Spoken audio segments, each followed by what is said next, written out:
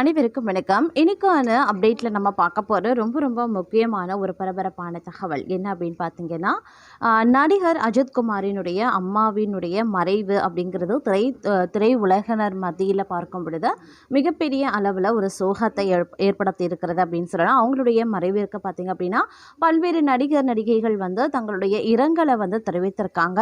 பல முக்கிய நடிகர்கள் நேரடியாக சென்று அஞ்சலி செலுத்தியிருக்காங்க அப்படின்னே சொல்லலாம். அதில் முக்கியமாக சொல்லணும் அப்படின்னு பார்த்தீங்கன்னா, தமிழ்நாட்டு முதலமைச்சராகவும் முன்னாள் நடிகருமாக இருந்த முதல்வர் விஜய் அவர்கள் பார்த்தீங்க அப்படின்னா நேரடியாக அஜித் அவர்களினுடைய வீட்டிற்கு சென்று நடிகர் அஜித் அவர்களினுடைய தாயாருக்கு அஞ்சலி செலுத்தி வந்திருக்காரு.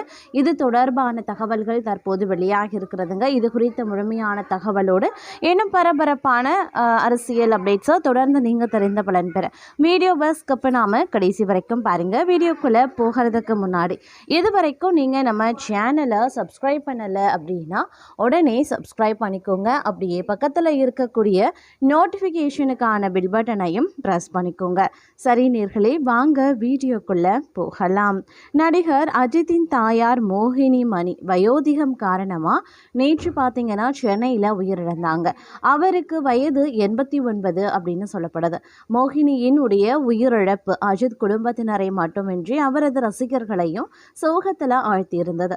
துபாயில் இருந்த ஏகே அம்மாவின் இறப்பு செய்தியை கேட்டு கலங்கியபடி நேற்றிரவு சென்னை சேர்ந்திருக்காரு நடிகர் அஜித்குமார். அவர் வந்ததுமே முதலமைச்சர் விஜயும் நடிகை த்ரிஷாவும் நேரில் ஆறுதல் சொல்லியிருக்காங்க. அஜித்தின் தந்தை சுப்பிரமணியம் கடந்த 2023 ஆண்டு வயது முதிர்வு மற்றும் பக்கவாதம் நோய் காரணமாக உயிரிழந்தார்.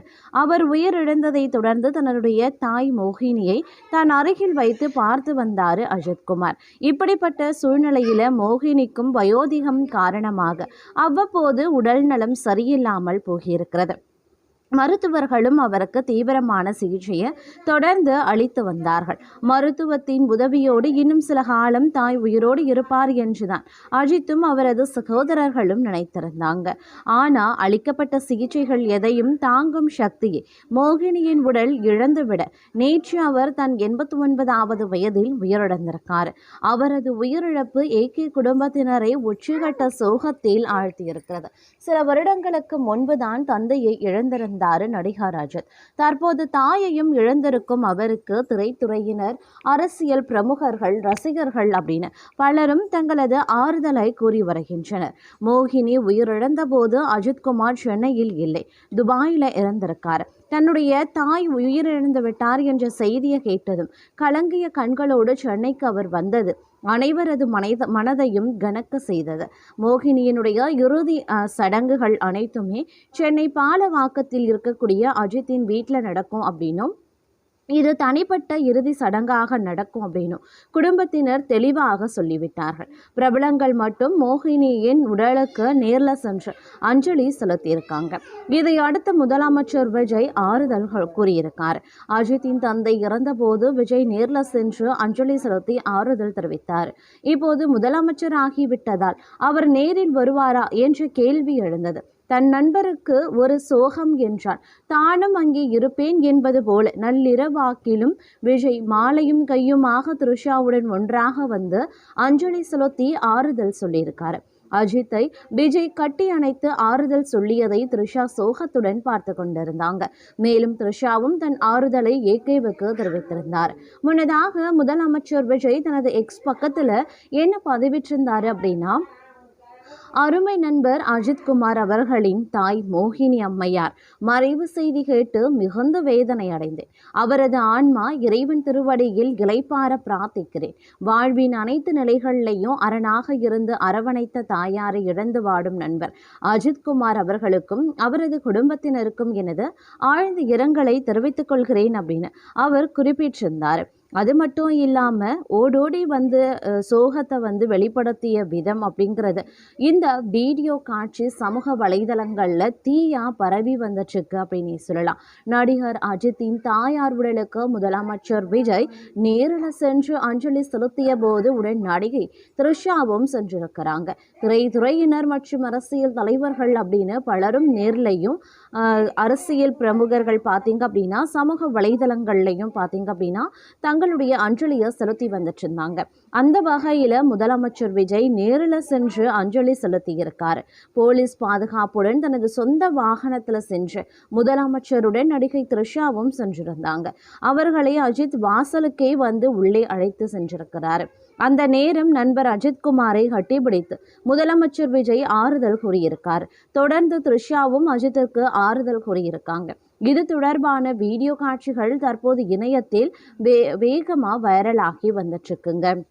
அது மட்டும் இல்லாமல் அவர் தன்னுடைய எக்ஸ் பக்கத்துலேயும் ஒரு இரங்கல் செய்தியையும் வந்து வெளியிட்டிருந்தார் முதலமைச்சர் விஜய்.